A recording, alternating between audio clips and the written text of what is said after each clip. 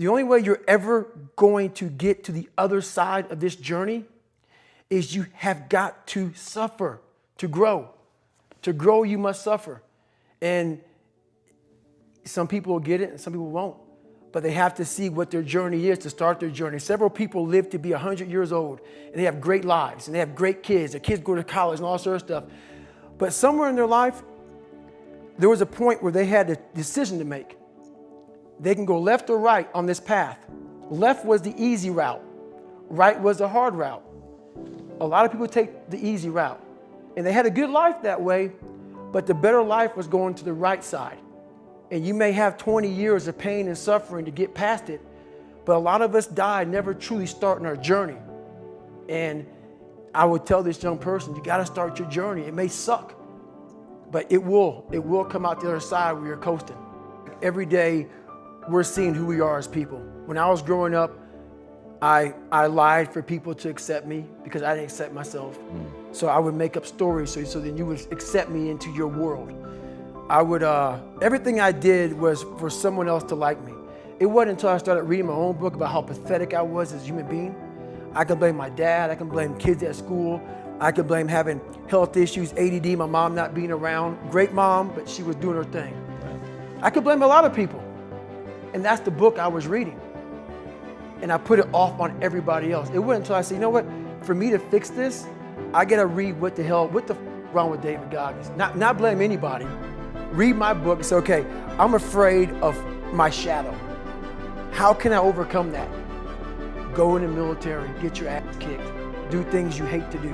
Be uncomfortable every fucking day of your life. Roger that. I'm not the smartest kid in the world. Okay. Instead of somebody saying, oh no, you're smart. No, don't say that to yourself. I said to myself, no, I'm a dumb mother. Okay, roger that. How you get smarter? Educate yourself. So the things that we run from, we're running from the truth. We're running from the truth, man. So the only way I became successful was going towards the truth. As painful and as brutal as it is, it changed me. It allowed me to become, in my own right, who I am today. The first ultramarathon wasn't smart at all. So basically what happened was, I was at military free fall school with Morgan Luttrell. Marcus Luttrell, if you guys don't know, was the lone survivor, the guy. He was in a bad op went bad. He was the only Navy SEAL that lived. Long story short, you gotta get the book, read Lone Survivor, great story. Morgan is Marcus Luttrell's twin brother, and I was there with Marcus. So what happened was myself and Morgan were in free fall school. At the same exact time, Marcus was in the worst incident in SEAL history. So I knew that Marcus might be dead. He wasn't dead, everybody else was dead. So I actually brought Morgan, I actually told Morgan, hey man, your brother was in a bad incident. I don't know if he's alive, I don't know what's going on. Long story short, Marcus is alive, and I go on to want to raise money for families. All these guys died, they all had kids. I want to raise money for the Special Operations Warrior Foundation. It's a foundation where 100% tuition goes to these kids to go to college, full tuition, whatever. So I found this great foundation. I'm gonna raise money for it. So I said, you know what? I have to Google something that's evil, something very hard. I knew nothing about ultra marathons. I hadn't even run a marathon. I knew nothing about this world. So I Googled the top 10 hardest races in the world. And what comes up is a Badwater 135. It's a 135-mile race through Death Valley in the summertime. I thought it was a stage race. I thought it was a race where you run like 20 miles, set up camp, barbecue outside, and then go run some more the next day. So I called the race director up at the race and said, hey, Chris, his name is Chris Kostman, I want to do your race. So we had a long conversation. I was much heavier then, and I hadn't put running shoes on in over a year. How heavy are you at this point? I'm around between 240 to 270. Whoa. I'm in there. I'm in that range. My weight has varied a lot through the SEAL teams and out of the SEAL teams, so I was a heavy guy. But the long and short of it all was, I hadn't put running shoes on in over a year. I was a big time power lifter. I lifted weights heavy, that's what I did. I just got back home from Iraq, went straight to free fall school, and then this happened. So I called Chris Kostman up on a Wednesday. He says, look man, the only way you can qualify for my race is to run 100 miles at one time. in 24 hours or less. There happened to be a race that Saturday, so 4 days later. And he said, if you qualify by running 100 miles or less in 24 hours, I will consider you my race. I'm gonna cut to the chase.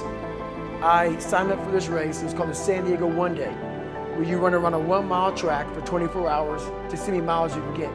My goal was 100 miles. So I got to mile 70 and I cleared 70 miles in like 12, 13 hours pretty quickly. But I was done. My feet were broken.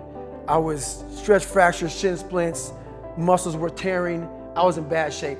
I was eating Ritz crackers and drinking Miloplex. That's all I had. No water, didn't know what the hell I was doing out there. Had on some tube socks. It was just ridiculous. It was a clown show. So I sat down at mile 70, and at this time I was married.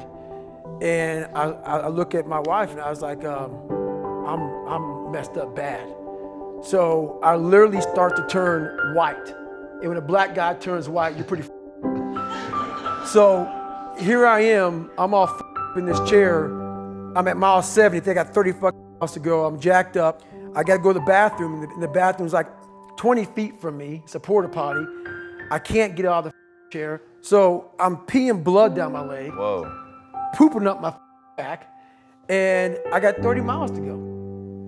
And I can't stand up because my blood pressure's all messed up. I've been in 3 hell weeks, Ranger School, overcome so many obstacles in my life. This last 30 miles of this race is when I realized a human being is not so human anymore. We have the ability to go in such a space if you're willing to suffer, and I mean suffer. Your brain and your body, once connected together, can do anything.